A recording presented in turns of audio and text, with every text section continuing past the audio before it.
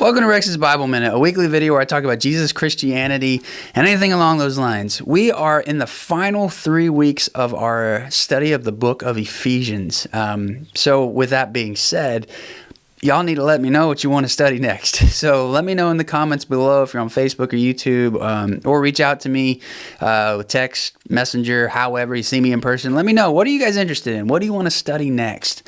It's taken us like 13 weeks to get this far, and we're just now to the final chapter. So let me know, because whatever we choose, we'll probably be in it for a little while, whether it's a subject, a topic, or it's an actual another book. So let me know. That being said, let's get into this.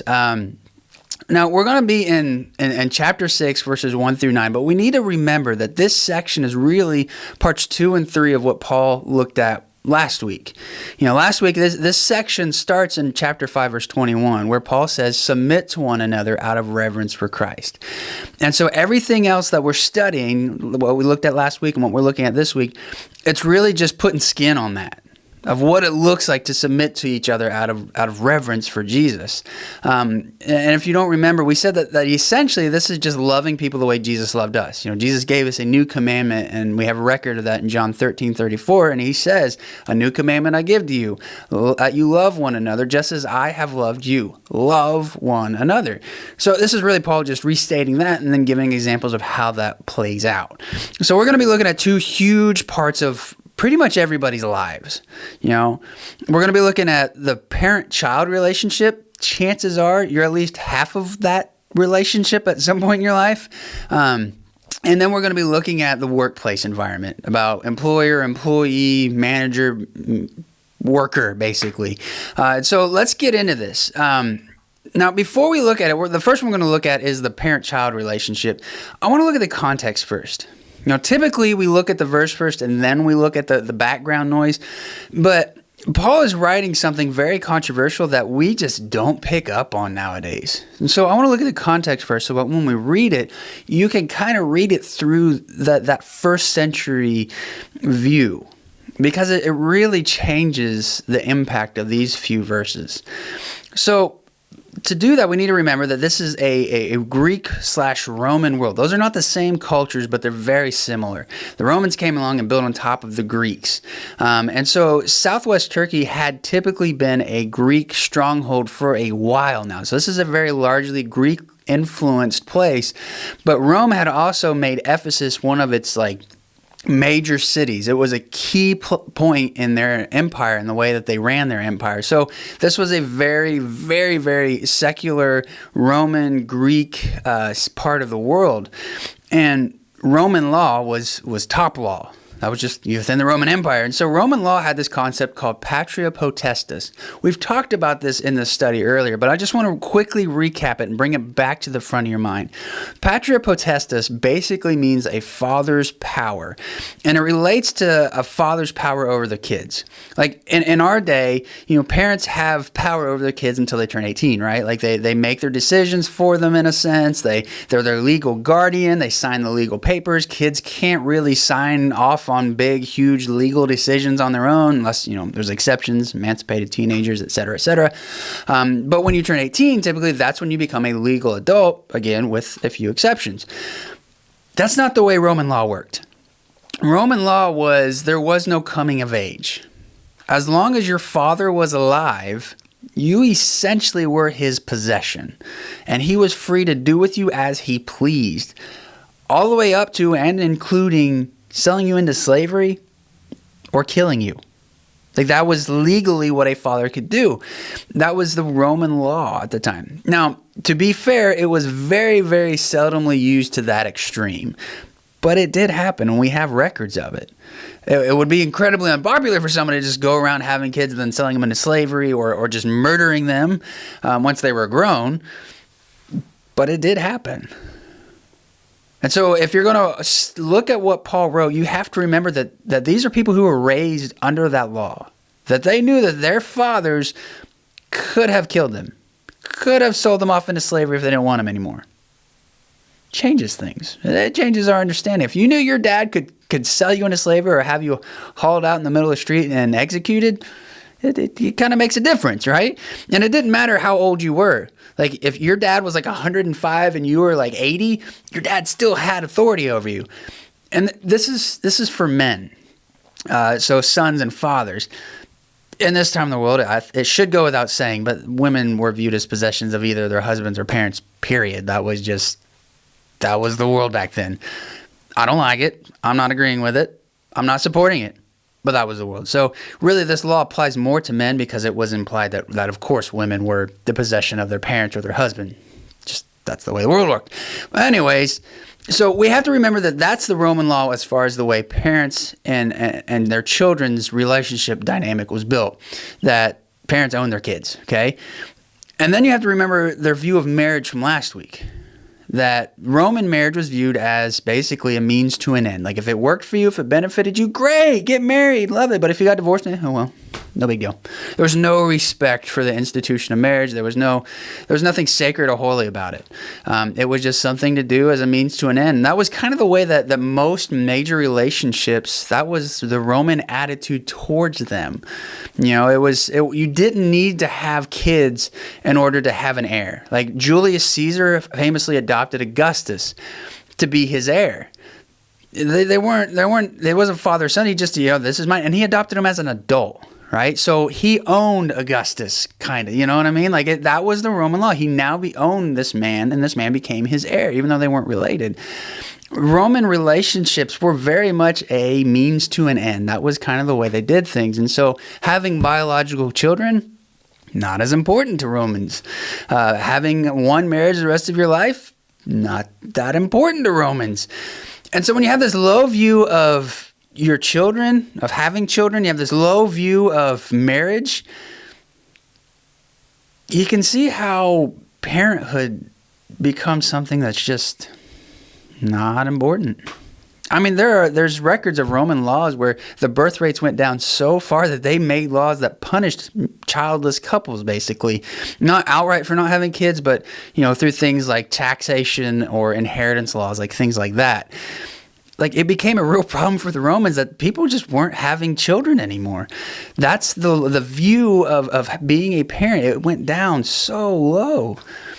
It sounds eerily similar to today's world. Back in the 60s, the West, specifically the United States, my context, it experienced a cultural change where all of a sudden, having kids wasn't a blessing. It wasn't always viewed as a blessing. It was sometimes viewed as a curse. Like, I had a kid. Oh, we're pregnant. Oh no, and that went hand in hand with marriage becoming a negative thing. And obviously I'm speaking in big generalities here. That's not universal. There are exceptions to every rule. But I want to make it clear that there's a parallel here between our day and their day. I mean, we have a letter by a guy named Hilarion. And he writes a letter that's not very hilarious. And it sums up the Roman attitude towards kids. Because, let me just read it and you'll understand. It says this. It says, Hilarion to Alice, his wife, heartiest greetings. And to my dear Berus and Apollinaриon, know that we are still in Alexandria. Do not worry. If all others return, I remain in Alexandria. I beg and beseech of you to take care of the little child, and as soon as we receive wages, I will send them to you. If, good luck to you, you have a child, if it is a boy, let it live. If it is a girl, throw it out. You told Aphrodisias to tell me, do not forget me. How can I forget you? I beg you, therefore, not to worry. That's psychotic. This guy's writing a letter to his wife, we think. And he's talking about how much he loves her, how much he misses her. He's away in Alexandria working, trying to make a living for his family, making sacrifices for them. And he tells his wife, if she has a boy, take care of it. But if it's a girl, throw it out. That's nuts. But that was the Roman attitude. That was the Roman culture. That if a child was unwanted for any reason, parents could throw it out. And that's heartbreaking. But that was the way things were done. They called it exposure. And exposure does not necessarily that the child dies. What parents would do if they had a child and they set it before the father's feet and the father didn't want it, didn't acknowledge it, they would take the child usually to the town center, normally a place called the Forum, and they would leave the baby there. And if the baby died, the baby died. But a lot of times people would come and collect these babies and sell them into slavery. They would take care of them until they're old enough to sell into slavery, slavers. Or people who had whorehouses would find new employees. It's awful. Like, it is terrible. It's abortion just without the technology. And so that's the context of the world that Paul is writing to when he says this. Children, obey your parents in the Lord, for this is right. Honor your father and mother. This is the first commandment with a promise, that it may go well with you and that you may live long in the land. Fathers, do not provoke your children to anger, but bring them up in the discipline and instruction of the Lord. So Paul is writing to people whose parents had chosen to keep them, or they had been raised in slavery, or they had been raised by brothel owners. There were no such things as orphanages. That wasn't a thing anybody was raised in. And Paul says, obey your parents in the Lord. Honor your father and mother. And he's quoting the 10 Commandments. Honor your father and mother. But let that sink in. Notice that Paul doesn't just say, obey your parents. He says, honor your parents. Because honor isn't just obedience. It's respect. But it's not just respect and obedience. It's submission. And it's not just any submission. It's Christian submission, which is given freely, not because the person deserves to be submitted to, but because that's the example Jesus set for us. That's a big deal. How we submit matters just as much as submitting itself. And so, in the context of their day, it would have been expected for somebody to say, kids, submit to your parents. Do what they say, but it would have been an obedience thing, not an honor and respect thing. And it would have been based on whether or not the parents deserved it. But now in our context, I need to make a statement. I live in Kentucky, for those of you who are watching from someplace else. Kentucky, for the third year in a row, these stats just came out, Kentucky has the highest rate of child abuse in the country. 3 years running. That's evil. There's no two ways about it. That is evil. And it's not what Paul is talking about. If a parent abuses a child, they lose the right to parent that child. Same way like we referenced last week. If a spouse abuses their spouse, they lose the right to have that spouse.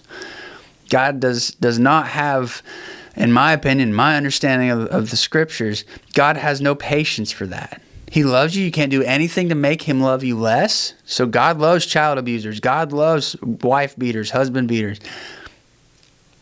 But that's not a reason to stay in a place where you are getting abused. So I'm not talking about obey your parents if they're abusing you.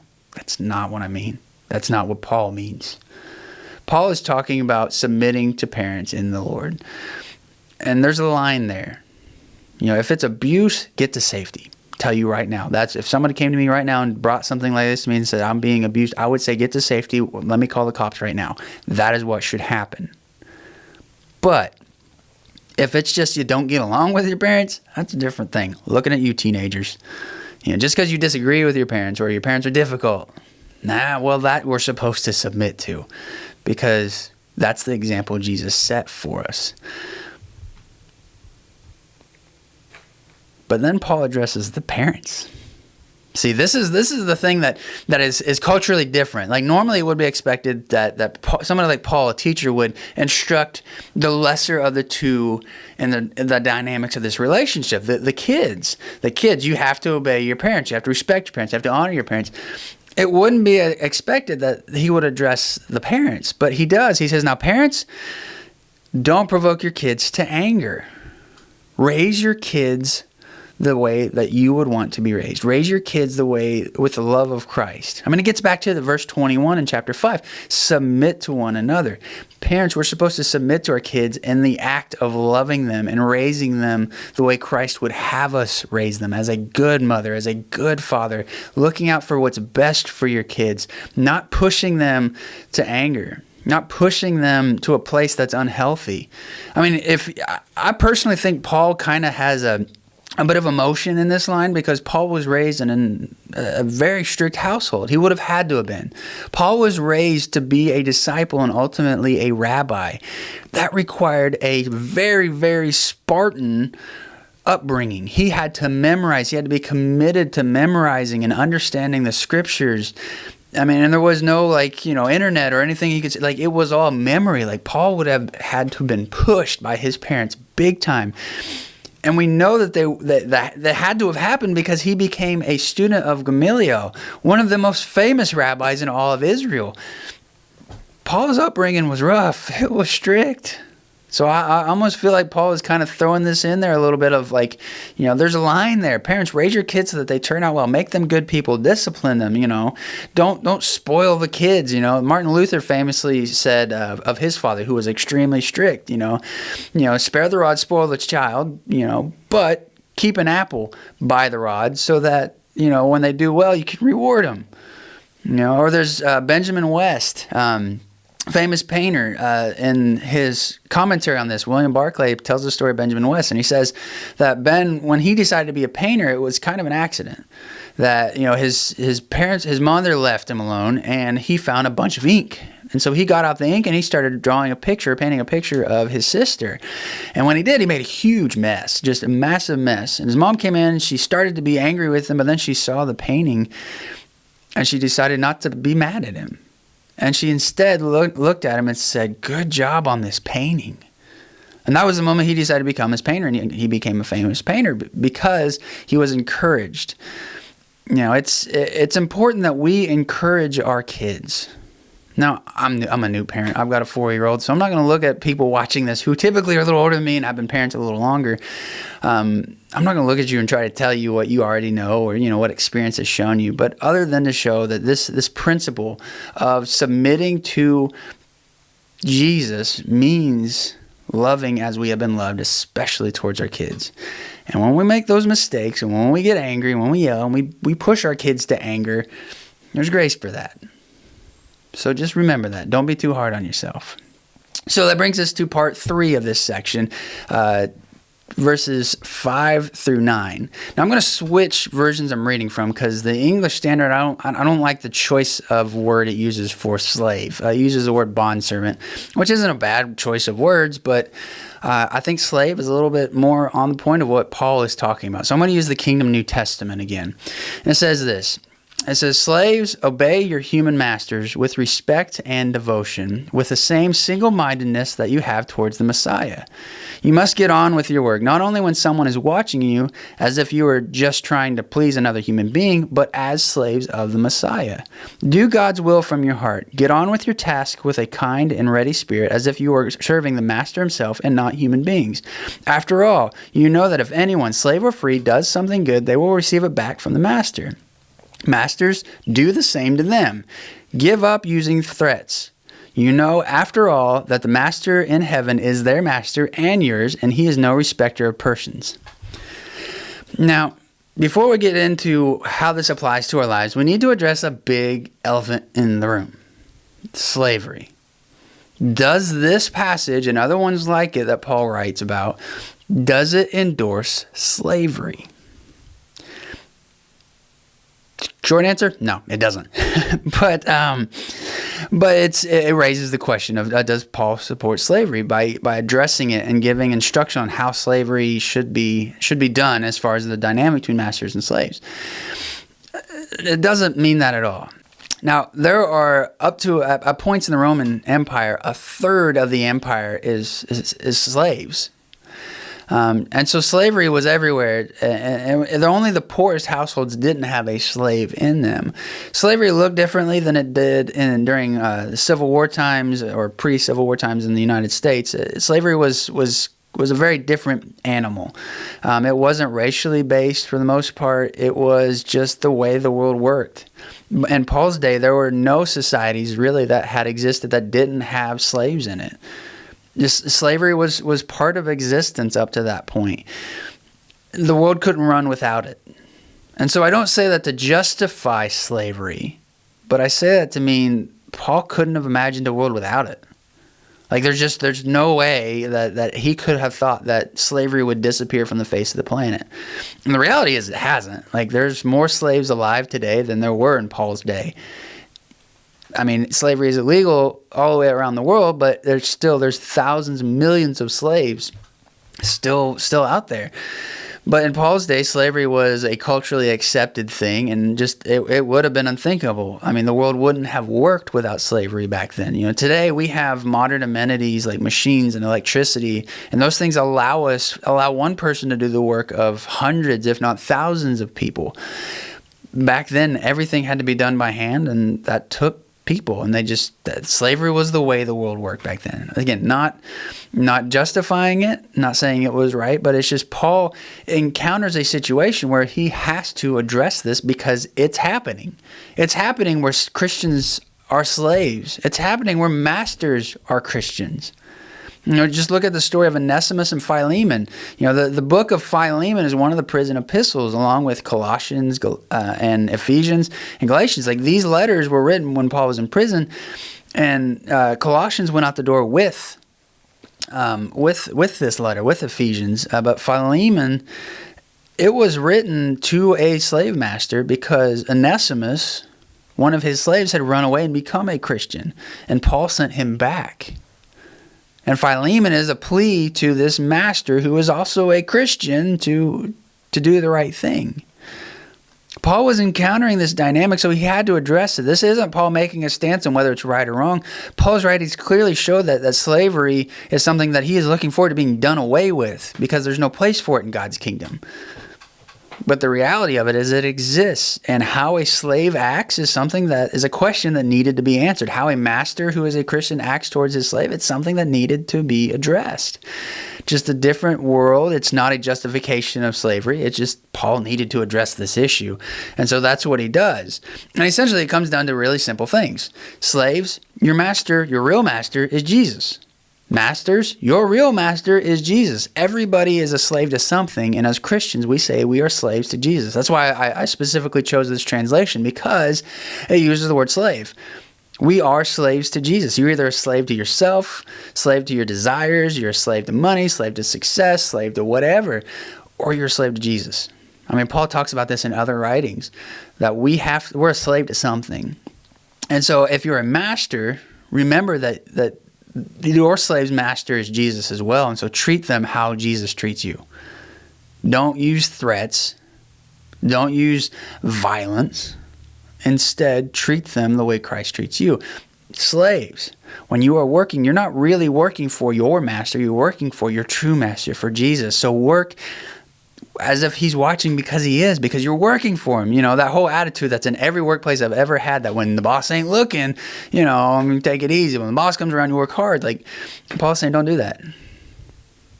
Work hard all the time because you're truly working for Jesus. Even though it's just this earthly work, this menial work, whatever it is you're doing, it really is for Jesus. And in today's context, typically all of my listeners, all of us that go to church here in Tollsboro, none of us are slaves and none of us are masters, but we got a lot of employees, we got a lot of managers, we got a lot of business owners. Substitute your respective role for that, and this advice still applies. That if you're working, you're really working for Jesus, not for your boss, not for your company. You're working for Jesus. And so at the end of the day, you're going to have to face Jesus, and he's going to say, did you work for me or did you work for yourself? You know, and bosses, you're going to have employees, and someday you're going to have to face Jesus, and he's going to ask you, like, did you treat those people the way I would have treated them? That's just the bottom line. That's what Paul is saying. That our real master is Jesus, and we have to work for him. And we have to treat people the way he treats people. It all gets back to John 13:34. Love as you have been loved in all aspects of your life. So that brings us to the end of today's session. We're going to be picking this up next week. We're going to be looking at the armor of God, one of the most famous passages in all the New Testament. So I'm really looking forward to that. As always, I hope this was helpful, useful, and until next week, see you then.